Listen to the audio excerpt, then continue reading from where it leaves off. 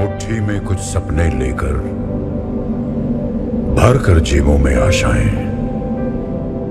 दिल में है अरमान यही कुछ कर जाएं, कुछ कर जाएं। हेलो स्टूडेंट्स, आपका मेरे चैनल हाई फाई एजुकेशन में आपका स्वागत है। स्टूडेंट्स, आज की जो मेरी महत्वपूर्ण वीडियो है वो है राजपूत काल। स्टूडेंट्स, राजपूत वंशों से संबंधित आज की हमारी ये वीडियो रहेगी। इससे जुड़ी हुई जितनी भी महत्वपूर्ण जानकारी और इससे जुड़े हुए जितने भी प्रश्न बनेंगे आज हम उसको इस वीडियो के जरिए हल करेंगे। स्टूडेंट्स, हम इस वीडियो को दो सीरीज में कंप्लीट करेंगे, मतलब इस चैप्टर को हम दो सीरीज में कंप्लीट करेंगे। उसके बाद हम इसको पूरी तरीके से हम राजपूत काल को अच्छे तरीके से समझ पाएंगे। तो स्टूडेंट्स, इसमें जो महत्वपूर्ण पॉइंट्स बनेंगे, जो भी कह लीजिए महत्वपूर्ण टॉपिक्स बनेंगे, उसमें कौन कौन से बनेंगे स्टूडेंट्स, वो ये है कि सबसे पहले हम देखेंगे इसके परिचय में हम देखेंगे स्टूडेंट्स की मतलब कि कौन सी सदी में राजपूत काल का मतलब कि उदय हुआ या उत्पत्ति हुई। उसके बाद स्टूडेंट्स हम देखेंगे उत्पत्ति, और उत्पत्ति के संबंध में हम पढ़ेंगे कि कौन कौन सी इतिहासकारों ने किस किस मतलब की जाति के बारे में बताया और क्या इसकी उत्पत्ति के बारे में जानकारी दी कि मतलब कि राजपूतों की किस प्रकार से उत्पत्ति हुई। उसके बाद स्टूडेंट्स हम पढ़ेंगे क्षेत्र विस्तार के बारे में, मतलब कि कौन कौन से क्षेत्र में राजपूतों का मतलब कि जो राजपूत शासकों का उदय हुआ और कौन कौन से क्षेत्रों में इन्होंने अपना मतलब कि जो राज किया था, जो मतलब कि अपना शासन भार संभाला था, और इनके जो प्रमुख जो राजपूत वंश हुए हैं उनके बारे में पढ़ेंगे कि कौन कौन से प्रमुख राजपूत वंश हुए हैं, और इनसे जुड़े हुए जितने भी ऑब्जेक्टिव टाइप क्वेश्चंस बनेंगे स्टूडेंट्स उनको भी हल करेंगे। और जैसे कि मैंने आपको बताया कि हम इसको दो वीडियोस में कंप्लीट करेंगे, तो उसके बाद जो राजपूतों से जुड़े हुए जितने भी महत्वपूर्ण बिंदु होंगे उसको हम स्टूडेंट्स नेक्स्ट वीडियो में हम देखेंगे।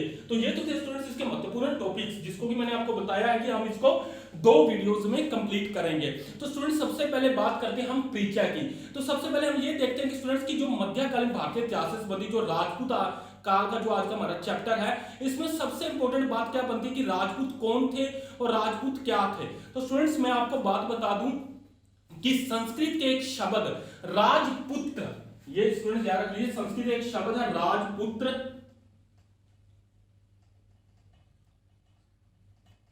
तो संस्कृत के एक शब्द राजपुत्र से स्टूडेंट्स राजपूत नाम निकल के आया था, संस्कृत के एक शब्द राजपुत्र से। लेकिन इसमें भी अब ये बनता है कि वास्तव में राजपूत थे कौन। तो स्टूडेंट्स, ये कौन थे, क्या थे, यही बात आती है।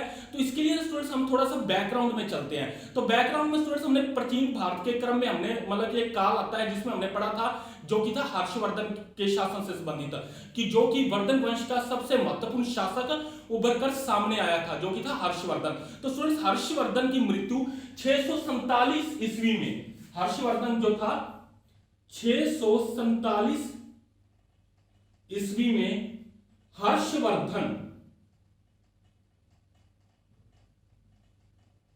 तो स्टूडेंट्स 647 ईस्वी में हर्षवर्धन की मृत्यु हो जाती है। और हर्षवर्धन की स्टूडेंट्स मृत्यु होने के बाद कोई भी एक बड़ा शासक नहीं बचता उसके बाद कि जो संपूर्ण भारत पर शासन कर सके, क्योंकि हर्षवर्धन उस समय में संपूर्ण भारत पर जो शासन करता था और इनके बाद कोई ऐसा शासक नहीं था जो कि संपूर्ण भारत पर शासन कर सके। मतलब कि उसके बाद जो भी हुए छोटे छोटे राजा हुए, कोई ऐसा कोई बड़ा राजा नहीं था कि जो संपूर्ण भारत पर शासन कर सके। तो इसलिए ना स्टूडेंट जो दक्षिण भारत था उस समय ना स्टूडेंट्स कुछ छोटे छोटे राज्यों का उदय हुआ, और जो छोटे छोटे राज्यों का उदय हुआ वहीं पे ही ना वो जो मतलब छोटे छोटे शासक थे वहां पे जो शासन करने लगे।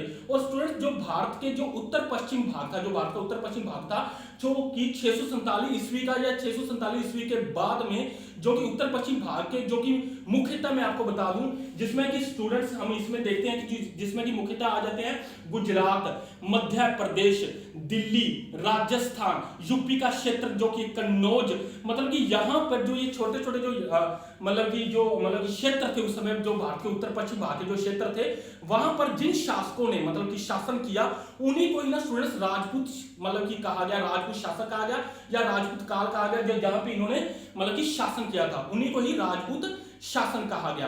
अब इसमें स्टूडेंट जो एक मेन इंपॉर्टेंट बात बनती है कि वो कब मतलब कि किस दौर में किया था। तो ये यहाँ पे स्टूडेंट्स मैंने लिखा है कि सातवीं से 12वीं सदी, मतलब कि 700 ईस्वी से 1200 ईस्वी, मतलब कि जो सदी थी 7वीं सदी से 12वीं सदी का, उसमें स्टूडेंट्स इन्होंने जो शासन किया था। और कुछ बुक्स में स्टूडेंट्स 8वीं से 12वीं सदी भी लिखा है। तो इसलिए ऑप्शन में जो भी आपसे पूछा जाए उसको आप टिक कर सकते हैं कि मतलब कि 7वीं से जो 12वीं की जो सदी थी उस सदी के बीच में जो इन्होंने राजपूतों ने शासन किया था। इसमें अब क्या बना कि स्टूडेंट्स कि हर्षवर्धन की मृत्यु के बाद 647 ईस्वी के बाद जो कि भारत के उत्तर पश्चिम भाग पे जिन जो शासकों ने शासन किया था उनको ही राजपूत शासन कहा गया। और इनकी सदी क्या थी? 7वीं से 12वीं सदी थी। अब इनके बारे में जो मेन क्वेश्चन पूछ लिया जाता है वो ये है कि राजपूतों की स्थिति किस समय मतलब किस प्रकार उभर कर सामने आई और किस दौर में उभर कर सामने आई।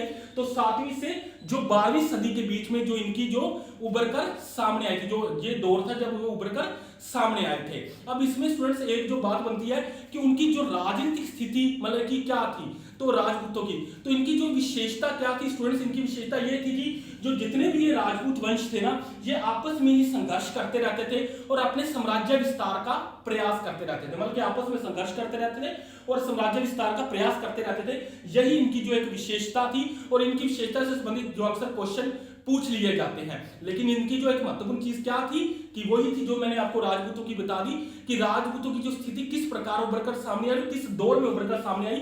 तो यही आपने परीक्षा में याद रखना है कि 7वीं से 12वीं सदी जो थी तब ही ये उभरकर जब ये राजपूत सामने आए थे और इन क्षेत्रों में इन्होंने शासन किया था। ठीक है स्टूडेंट्स, अब हम देखते हैं स्टूडेंट्स इसकी उत्पत्ति के बारे में। अब परीक्षा से बाद हम इसके देखेंगे उत्पत्ति के बारे में। लेकिन आप याद रख लेना स्टूडेंट्स, कुछ बुक्स में 8वीं से 12वीं सदी में लिखा जाता है, इसलिए ऑप्शन में जो भी आपसे पूछा जाए उसको आप टिक कर देना।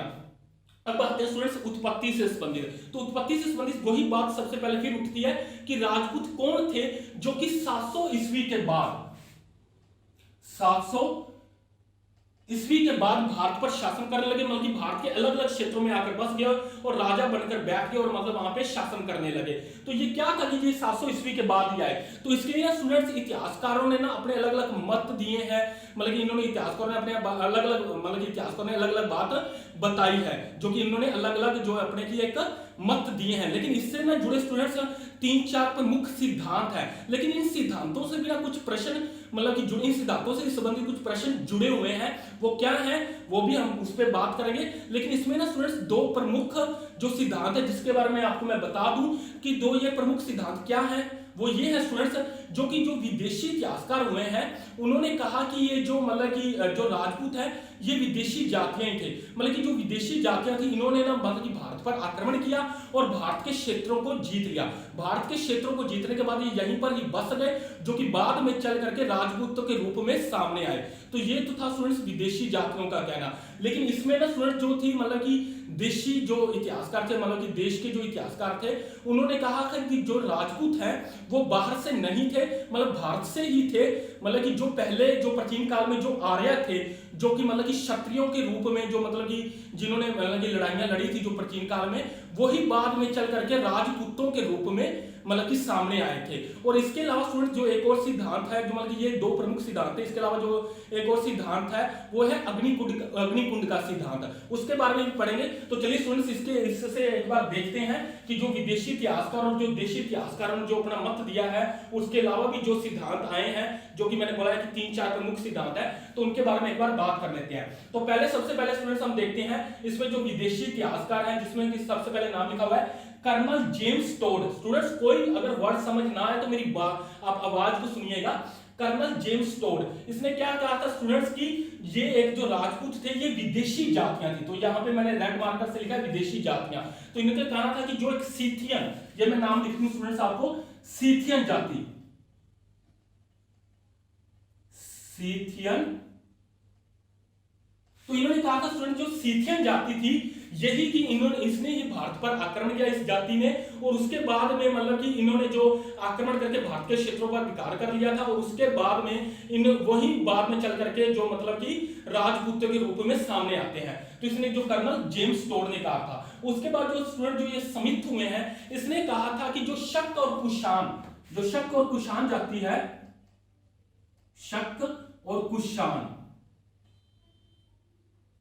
जो शक और कुषाण जाति है इसने जो कि मतलब कि प्राचीन काल में जो भारत पर आक्रमण किया था यही बाद में मतलब कि राजपूत के मतलब कि रूप में सामने आते हैं। तो ये स्मिथ ने कहा था। और इसके अलावा जो कनिंघम थे उसने भी यही कहा था कि जो शक और कुषाण है यही बाद में राजपूतों के रूप में सामने आते हैं। लेकिन इसमें यह कहा जाता है स्टूडेंट्स क्योंकि ये विदेशी इतिहासकार थे इसलिए ये विदेशी जातियों को ही मतलब कि अपना समर्थन देंगे या विदेशी जातियों के ही हक में बोलेंगे। तो इसलिए अन्य इतिहासकार सहमत नहीं थे क्योंकि इन्होंने ना राजपूतों को विदेशी जातियां कहकर कहा था कि ये विदेशी जातियां ही थी जो कि बाद में चल करके राजपूतों के रूप में सामने आते हैं। तो इसलिए अन्य इतिहासकार इनके मत से सहमत नहीं थे, लेकिन ये जो कि विदेशी इतिहासकार थे इसलिए इन्होंने बोला कि जो सीथियन जाति थी, जो कर्नल जेम्स टोड ने बताया, और स्मिथ और कनिंघम ने कहा ये शक और कुषाण जाति थी जो बाद में चल करके राजपूतों के रूप में सामने आते हैं। अब हम बात करते हैं स्टूडेंट जो सेकंड सिद्धांत जो दिया था गौरी शंकर हीराचंद ओझा, मतलब गौरी शंकर हीराचंद ओझा ने कहा था कि ये प्राचीन क्षत्रियों के वंशज थे। मतलब कि जो प्राचीन काल में स्टूडेंट जो आर्य थे, जो कि मतलब क्षत्रिय के रूप में जो मतलब कि जो पहले लड़े थे, वही बाद में चल करके राजपूतों के रूप में सामने आते हैं। मतलब ये प्राचीन क्षत्रियों के ही ये वंशज थे जो बाद में राजपूतों के रूप में सामने आते हैं। ये कोई विदेशी नहीं थे, मतलब कि भारतीय ही थे, मतलब कि भारत से ही थे, जो कि आर्य थे, जो क्षत्रिय थे, जो कि बाद में चल करके राजपूतों के रूप में सामने आते हैं। ये क्षत्रियों के ही वंशज थे। आगे हम स्टूडेंट्स बात करते हैं चंद बरदाई का। ये स्टूडेंट मोस्ट इंपोर्टेंट है, अक्सर क्वेश्चन इनसे पूछ लिया जाता है। चंद बरदाई, आपको चंद बरदाई के बारे में पहले बता दूं, आपको पता ही होगा, जो पिछली वीडियो में भी हमने बात की थी कि जो चंद बरदाई था ये पृथ्वीराज रासो की जिन्होंने रचना की थी, और जो मतलब कि पृथ्वीराज तृतीय कह लीजिए या पृथ्वीराज चौहान के दरबार में रहते थे चंद बरदाई। तो इन्होंने स्टूडेंट्स अपनी एक पुस्तक में लिखा था कि अग्निकुंड से उत्पत्ति का सिद्धांत। तो इन्होंने ना अग्निकुंड से उत्पत्ति का सिद्धांत के बारे में अपनी पुस्तक में लिखा था। तो ये क्या था सिद्धांत स्टूडेंट्स, मैं आपको बता दूं कि जो ऋषि विशिष्ट थे उन्होंने ना स्टूडेंट्स माउंट आबू पर्वत पर एक यज्ञ किया था। और ये यज्ञ क्यों किया था स्टूडेंट्स कि उस समय में ना स्टूडेंट जो दुश्मनों का ना मतलब कि अत्याचार, मतलब कि कह लीजिए जो अत्याचारी थे उनका अत्याचार काफी ज्यादा बढ़ गया था, और उनके अत्याचारों से मुक्ति पाने के लिए ना स्टूडेंट्स ऋषि विशिष्ट ने माउंट आबू पर्वत पर जाकर एक यज्ञ किया था और भगवान से प्रार्थना की थी कि इन अत्याचारियों, उन दुश्मनों का नाश करने के लिए उन्होंने वो यज्ञ किया था और भगवान से प्रार्थना की थी। और उसी अग्निकुंड से ना स्टूडेंट्स चार राजपूत जातियों का मतलब कि चार राजपूत जातियां निकलकर सामने आई थी, मतलब कि उस अग्निकुंड से उत्पन्न हुई थी चार राजपूत जातियां। तो वो चार राजपूत जातियां कौन थी पहले हम उसके बारे में बता दूं स्टूडेंट्स। ये थी स्टूडेंट जो पहली राजपूत जाति जो कि मैंने लिखा है गुर्जर प्रतिहार, मतलब जो ये प्रतिहार थी ना स्टूडेंट्स, ये पहली राजपूत जाति थी जो चार राजपूत जातियों में से ये अग्निकुंड से उत्पन्न हुई थी स्टूडेंट्स। एक उसके बाद स्टूडेंट जो ये चौहान थी स्टूडेंट्स, ये भी अग्निकुंड से उत्पन्न हुई थी। उसके बाद स्टूडेंट जो ये परमार थी ये भी अग्निकुंड से उत्पन्न हुई थी। और जो ये स्टूडेंट जो ये चालुक्य थी जिसको कि स्टूडेंट सोलंकी भी कहा जाता है, तो ये जो चार राजपूत जातियां थी जो कि अग्निकुंड से उत्पन्न हुई थी, प्रतिहार, चौहान, परमार, चालुक्य या जिनको सोलंकी भी कहा जाता है, ये चार राजपूत जातियां थी जो कि अग्निकुंड से उत्पन्न हुई थी। हालांकि स्टूडेंट्स इतिहासकार इसको मिथ्या मानते हैं कि मतलब ये ऐसे कल्पना सी मानते हैं कि ऐसा नहीं हो सकता। तो लेकिन ये जो अग्निकुंड से उत्पन्न जो चार राजपूत जातियां उत्पन्न हुई थी वो यही थी प्रतिहार, चौहान, परमार, चालुक्य, जिनको कि सोलंकी, जिनको कि चालुक्य वही सोलंकी भी कहा जाता है। तो ये था अग्निकुंड से उत्पन्न सिद्धांत। आगे हम स्टूडेंट्स बात करते हैं गोपीनाथ शर्मा, जो कि इन्होंने गोपीनाथ शर्मा भंडारकर, इन्होंने कहा था स्टूडेंट्स कि यह ब्राह्मणों से उत्पत्ति का सिद्धांत है। गोपीनाथ शर्मा भंडारकर ने कहा था कि यह ब्राह्मणों से उत्पत्ति का सिद्धांत है। ये क्या था स्टूडेंट्स, इन्होंने कहा था कि जो ब्राह्मण थे यही बाद में चल करके राजपूतों के रूप में सामने आते हैं। मतलब कि ये ब्राह्मणों से उत्पत्ति का सिद्धांत में कहा था कि ये ब्राह्मणों से ही जो राजपूत रूप बाद में लेते हैं। पहले ये ब्राह्मण थे, बाद में ये राजपूतों का रूप लेते हैं। तो ये तो थे स्टूडेंट्स जो कि ये चार राजपूत जो सिद्धांत थे जो मैंने आपको बताया है कि जो अलग अलग मतलब कि सबने दिए हैं कि जो तीन चार जो मुख्य सिद्धांत सामने आए थे। इसके अलावा भी कुछ इतिहासकारों ने कहा है कुछ राजपूत जातियां थी कि जिनको कि सूर्यवंश और चंद्रवंशों में विभाजित किया गया है, इनके अलावा भी जो कि इतिहासकारों ने कहा है। तो इसको स्टूडेंट्स एक बार रिकॉल कर लेते हैं कि कर्नल जेम्स टोड ने कहा था कि जो सीथियन जाति थी कि जो बाद में चल करके राजपूतों का रूप लेते हैं, और स्मिथ और कनिंघम ने कहा था कि जो शक और कुषाण है वही बाद में चल करके राजपूतों का रूप लेते हैं। और इसमें गौरीशंकर ओझा, जो गौरीशंकर हीराचंद ओझा, इन्होंने कहा था कि जो प्राचीन क्षत्रिय जो आर्य थे जो इनके ही वंशज थे जो कि बाद में राजपूतों का रूप लेकर सामने आते हैं। और चंद बरदाई ने जो अग्निकुंड का सिद्धांत में बताया है कि अग्निकुंड से जो चार राजपूत जातियां उत्पन्न हुई थी जिनके बारे में मैंने आपको बता दिया, प्रतिहार, चौहान, परमार, चालुक्य, जिनको कि सोलंकी भी कहा जाता है। इसके अलावा गोपीनाथ शर्मा जो भंडारकर, इन्होंने कहा था कि ये ब्राह्मणों से उत्पत्ति, मतलब कि ये ब्राह्मणों ही थे जो कि बाद में राजपूतों के रूप में सामने आते हैं। इसके अलावा स्टूडेंट्स मैं आपको बता दूं कि यहाँ पे जो चंद्र बरदाई ने जो लिखा है 36 जातियां, जो राजपूतों की 36 जातियां थी, मतलब कि 36 गोत्र कह लीजिए, 36 कुल कह लीजिए, 36 जातियां थी जिनके बारे में स्टूडेंट्स मैं आपको ये बता दूं। यहाँ पे लिखा हुआ कि राजपूत वंश की 36 जातियां थी और कैसे ये बटी हुई थी ये भी बता दूं कि सूर्य वंश से मतलब कि 10, चंद्रवंश की 10, अग्नि वंश से 4 और ऋषि वंश से 12। मतलब ये टोटल जो 36 जो राजपूत वंश की जो 36 जातियां बताई गई हैं, जो भी बाजी थी, सूर्य वंश से 10, चंद्रवंश से 10, अग्नि वंश से 4 और ऋषि वंश से 12। और इस बात की जो मतलब कि बताया है इसके बारे में वो कर्नल जेम्स टोड और चंद्रबरदाई, इन्होंने कहा है कि मतलब कि जो 36 राजपूत वंश की जातियां थी, मतलब कि 36, चंद्रबरदाई ने और कर्नल जेम्स टोड ने। तो ये आप याद रखना, 36 गोत्र क्या, 36 कुल या 36 जातियां। तो ये तो थे स्टूडेंट्स इनकी उत्पत्ति से संबंधित, जिसके बारे में मैंने आपको बताया है। अब हम स्टूडेंट्स बात करते हैं इनके क्षेत्र विस्तार की। तो स्टूडेंट्स क्षेत्र विस्तार में हम बात करते हैं कि महाराष्ट्र की सीमा से, मतलब कि महाराष्ट्र की सीमा से लेकर के, जैसे कि स्टूडेंट्स उसमें गुजरात, मध्य प्रदेश, जो राजस्थान, दिल्ली, यूपी का क्षेत्र, जो कन्नौज, इसमें ना स्टूडेंट जो राजपूत वंश जो उस समय पे शासन करते थे, क्योंकि कोई भी स्टूडेंट्स उस समय पे ना जो 700 से, मैं यहाँ पे समय लिख दूं, 700 से 1200, जो 700 से 1200 ईस्वी का स्टूडेंट जो एक समय था ना, उसमें ना कोई भी मतलब कि एक जो राजा का मतलब कि वंश देख, मतलब कि कोई एक बड़े राजा का साम्राज्य देखने को नहीं मिलता। मतलब कि छोटे छोटे राजाओं का मतलब कि उस समय पे मतलब अपने राज्य में, अपने क्षेत्र में विस्तार कर रहे थे। छोटे छोटे राजा थे, मतलब कई राजा थे, जो उसमें कोई एक बड़ा राजा नहीं था, मतलब कि छोटे छोटे राजा जो शासन कर रहे थे। तो उसमें ना स्टूडेंट जो कि मैंने आपको बताया कि मध्य प्रदेश, राजस्थान, गुजरात, दिल्ली, कन्नौज आदि में ना जो राजपूत शासक मतलब कि यहाँ प्रचलित थे, जहाँ पे विस्तार कर रहे थे, जो कि मुख्य राजपूत जो हुए हैं वो इन्हीं क्षेत्रों में विस्तार कर रहे थे। जिस समय पे ना स्टूडेंट्स ये जो राजपूत शासन जो अपना शासन चला रहे थे इन क्षेत्रों में, उसी समय पे ना स्टूडेंट जो अरबिया का जो क्षेत्र था ना स्टूडेंट, अरबिया के क्षेत्र से, मतलब कि जो अरब के क्षेत्र से जो इस्लामी आक्रमणकारी भारत पर आक्रमण करते हैं और भारत में प्रवेश करने का प्रयास करते हैं, जिनके बारे में स्टूडेंट्स हमने पिछली वीडियोस में पढ़ा भी था कि पहले किस तरीके से स्टूडेंट्स मोहम्मद बिन कासिम का जो आक्रमण किया, फिर महमूद गजनवी के बारे में, फिर मोहम्मद गोरी के बारे में, जो कि भारत में प्रवेश करने का प्रयास करता है और भारत में प्रवेश कर जाता है। तो उसके बाद स्टूडेंट्स हम जो इस्लामी आक्रमणकारी यहाँ पे आने लगते हैं। तो कि जिस समय पे स्टूडेंट्स किन किन क्षेत्र थे, मध्य प्रदेश, राजस्थान, गुजरात, कन्नौज, जो दिल्ली, अजमेर, यहाँ पे जो मतलब कि इनका जो विस्तार था, मतलब कि महत्वपूर्ण जो राजपूत वंश थे वो यही इन्हीं क्षेत्रों में अपना राज्य मतलब कि राजभार संभाल रहे थे, अपना शासन कर रहे थे। और उसी समय पे जो इन्हीं इस्लामी जो आक्रमणकारी थे भारत में प्रवेश करने का प्रयास करते हैं और भारत के क्षेत्रों पर अधिकार करते हैं। तो चलिए स्टूडेंट्स इनको एक बार मैप के जरिए से देखते हैं कि किन किन क्षेत्रों में जो राजपूत वंश थे, जो मुख्य राजपूत थे, वो किन किन क्षेत्रों में अपना राज्य कर रहे थे और कौन कौन से वंश थे और कौन कौन से मतलब उनसे जुड़ी हुई जो भी बातें महत्वपूर्ण बातें हैं उनको एक मैप से जरिए से देखते हैं। तो पहले स्टूडेंट्स हम बात करेंगे गुजरात की। तो गुजरात में स्टूडेंट्स जो मतलब कि जो वंश थे, जो राजवंश थे, जो मतलब कि जो अपना शासन भार कर रहे थे, वो थे गुर्जर प्रतिहार।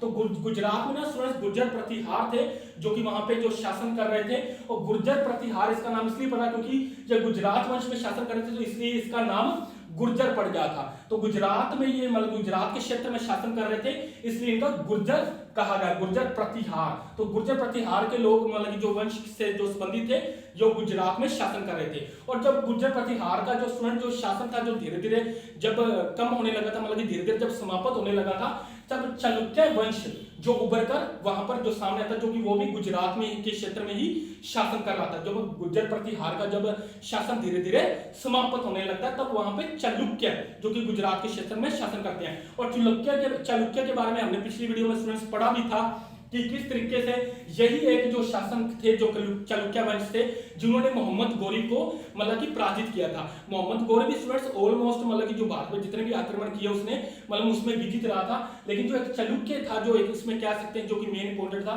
कि जिन्होंने मोहम्मद गोरी को पराजित किया था, जिनके बारे में स्टूडेंट्स हमने चालुक्यों के बारे में पढ़ा था। और अब उसके बाद स्टूडेंट्स हम पढ़ते हैं चौहान के वंश के बारे में। तो चौहान वंश के बारे में स्टूडेंट्स आपको बता दूं कि अजमेर और दिल्ली में इनका शासन था, जो कि पृथ्वीराज चौहान का। स्टूडेंट्स पृथ्वीराज चौहान का ना अजमेर में मतलब शासन था। और दिल्ली में कैसा था चौहानों का, तो ये आपको मैंने बात बताई थी कि जो मतलब पृथ्वीराज जो तृतीय के जो पिता थे, उन्होंने दिल्ली के जो शासक थे अनंग देव, उनकी पुत्री के साथ विवाह किया था।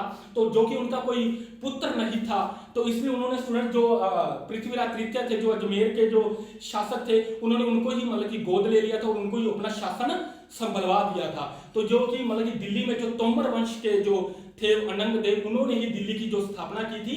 तो इसलिए स्टूडेंट्स उनका जो मतलब कि कोई पुत्र नहीं होने के कारण तो इन यही उनके मतलब कि उन्होंने पृथ्वीराज तृतीय को ही अपना पुत्र के रूप में मतलब कि जो ननिहाल था, जो उनका नानका परिवार था, तो उन्होंने उनको ही अपना वंशज स्वीकार कर लिया था। इसलिए अजमेर और दिल्ली में इनका जो मतलब कि अधिकार था वो था चौहानों का।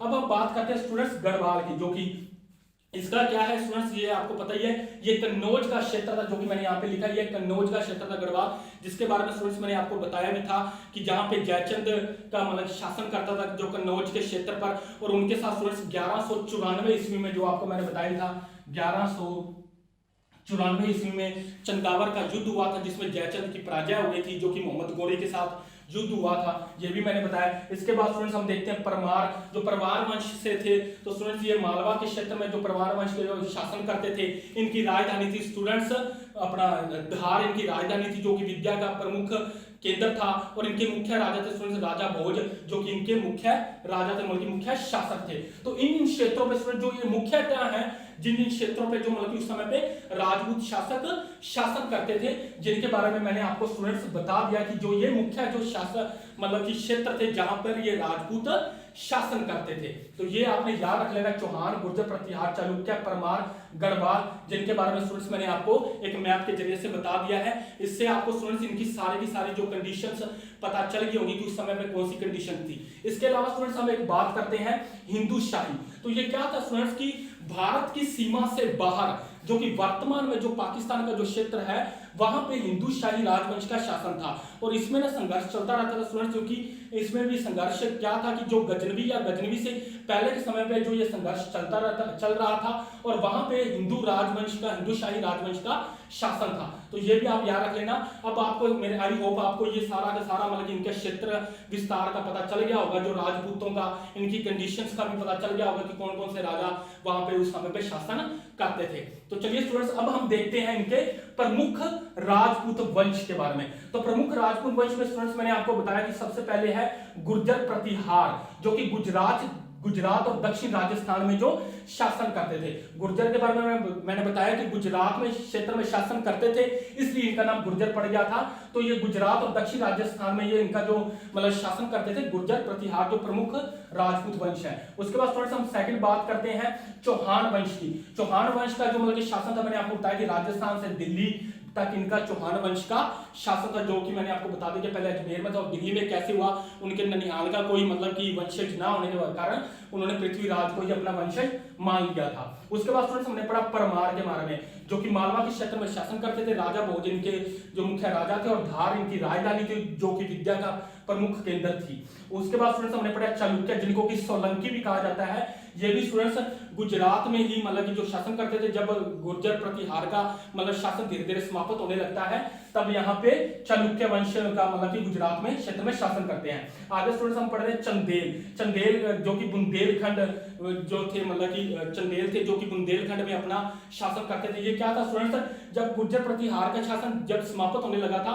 तब बुंदेलखंड में चंदेल वंश जो थे मतलब कि वो शासन करने लगे थे, मतलब कि इनका गुर्जर प्रतिहार का जब शासन समाप्त होने लगा था। लेकिन मैं एक बात और बता दूं स्टूडेंट, जो मैंने ये चार जो राजपूत वंश बताए हैं, ये अग्निकुंड से उत्पत्ति से जो संबंधित राजपूत वंश है, जिनके बारे में मैंने आपको पहले भी बता दिया था। जो ये पहले गुर्जर, चौहान मतलब कि प्रतिहार, चौहान, परमार, चालुक्य एवं सोलंकी जिनको बोला जाता है, ये अग्निकुंड से उत्पत्ति से जो मतलब ये सीधा जो राजपूत वंश थे। और आगे जो पांचवा मैंने आपको बता दिया चंदेल, जो कि गुर्जर प्रतिहार का जो वंश धीरे धीरे समाप्त होने लगता है, उसके बाद ये जो मतलब कि जो बुंदेलखंड में ये अपने वंश का जो मतलब अपना शासन करना शुरू करते हैं। आगे स्टूडेंट्स हमने पढ़ा सिसोदिया, जो कि मेवाड़ राजस्थान में जो अपना शासन करते हैं। और आगे उसके बाद स्टूडेंट्स गढ़वाल, जिसके बारे में मैंने आपको बताया कि कन्नौज के क्षेत्र में ये शासन करते हैं, कि जिनके बारे में मैंने आपको राजा जयचंद के बारे में बताया था, कि जो कि 1194 ईस्वी में जो चंदावर का युद्ध हुआ, जिसमें मोहम्मद गोरी के हाथों ये पराजित हुए थे। तो ये तो थे स्टूडेंट्स प्रमुख राजपूत वंश। इनसे जुड़े हुए जितने भी मतलब कि स्टूडेंट्स जो डिटेल में हम पढ़ेंगे, वो हम नेक्स्ट वीडियो में पढ़ेंगे, जो इनके जुड़े हुए महत्वपूर्ण बिंदु होंगे। उसके बाद स्टूडेंट्स जैसे कि मैंने आपको बताया था कि राजपूत वंश जो थे वो 36 थे, और आगे चल करके ना स्टूडेंट जो ये चौहान वंश है ना, ये आगे चल करके ये 24 भागों में टूट जाएगा। मतलब कि जो राजपूत जो वंश की ये कई जातियों में विभाजित हो जाएगा, क्योंकि अकेला जो चौहान वंश ना आगे चल करके ये 24 भागों में टूट जाएगा। इसलिए स्टूडेंट्स कई राजपूत जातियां में ये विभाजित हो जाएंगे, मतलब जो राजपूत वंश थे ये आगे चल करके ना कई जातियों में विभाजित हो जाएंगे। और इन जैसे कि स्टूडेंट्स मैंने आपको बताया कि जो ये राजपूत जातियां थी इनमें ना आपस में संघर्ष चलता रहता है, और कोई भी एक बड़ा साम्राज्य नहीं था, कोई भी एक बड़ा मतलब कि अकेला राजा नहीं था जो पूरे भारत को संभाल सके। इसलिए छोटे छोटे जो राजा थे ये आपस में ही संघर्ष करते रहते थे, और इन्हीं जो इनके आपस के संघर्षों का फायदा उठाकर स्टूडेंट्स जो कि मुस्लिम आक्रमणकारियों ने मतलब कि भारत में आक्रमण किया और भारत में प्रवेश किया और भारत में मतलब कि अपना साम्राज्य स्थापित किया। और सबसे पहले जो साम्राज्य मुख्य रूप से जो स्थापित हुआ था जो मुसलमानों का, वो स्टूडेंट्स कब हुआ था? 1192 ईस्वी में। तो ये स्टूडेंट्स आपको याद ही होगा 1192 ईस्वी में इनका जो मुख्य जो अपना साम्राज्य जो कि कह सकते हैं कि मुसलमानों का जो अपना जो एक जो क्षेत्रों पर जो भारत के क्षेत्रों पर जो पहला अधिकार किया था वो 1192 ईस्वी में ही हुआ था, जब इन्होंने स्टूडेंट मोहम्मद गौरी ने पृथ्वीराज चौहान को हरा के उसके जो क्षेत्रों पर अधिकार कर लिया था और अपने साम्राज्य की स्थापना कर दी थी। तो सबसे पहले जो अधिकार हुआ था 1192 ईस्वी में हुआ था, जो कि तराइन के युद्ध के बाद, जो तराइन के द्वितीय युद्ध के बाद इनका जो अधिकार हो गया था। और उसके बाद स्टूडेंट्स जब हम पढ़ेंगे 1206 ईस्वी में, 1206 ईस्वी में जब स्टूडेंट्स हम सल्तनत काल में पढ़ेंगे कि जिसमें स्टूडेंट्स क्या था कि मतलब कि राजपूतों की जो स्थिति थी जो भारत में मतलब कि समाप्त हो जाती है, मतलब कि राजपूतों जब समाप्त हो जाते हैं। और उसके बाद जब हम सल्तनत काल में जब हम पढ़ेंगे स्टूडेंट्स 1206 ईस्वी में सल्तनत काल में जब उसके बाद जो दास प्रथा, गुलाम प्रथा जब शुरू होती है तब हम उसमें पढ़ेंगे कि मतलब कि राजपूत जो लगभग समाप्त हो जाते हैं और जो विदेशी आक्रमणकारी थे उनका मतलब कि शुरू हो जाता है, मतलब कि भारत पर जो आक्रमण मतलब कि अधिकार उनका शुरू हो जाता है और राजपूत इससे बाहर हो जाते हैं। तो स्टूडेंट्स आज हमने इसमें क्या क्या देखा, इनका परिचय के बारे में देखा कि कौन सी सदी से मतलब कि 700 से 1200 जो सदी थी 7वीं से 12वीं सदी के बीच मतलब कि इनका जो इन्होंने शासन किया था, इनकी उत्पत्ति के संबंध में जो इतिहासकारों ने अपने मत दिए हैं, क्षेत्र विस्तार में किया कि मतलब कि कौन कौन से क्षेत्रों में इन्होंने अपना शासन भार संभाला था, और प्रमुख राजपूत वंश जो हुए हैं उनके बारे में पढ़ा। इन्हीं स्टूडेंट जो ये प्रमुख राजपूत वंशों के बारे में मैंने आपको बताया, इसके बारे में हम नेक्स्ट वीडियो में पढ़ेंगे। तो चलिए स्टूडेंट्स एक बार इनका स्क्रीनशॉट ले लीजिए।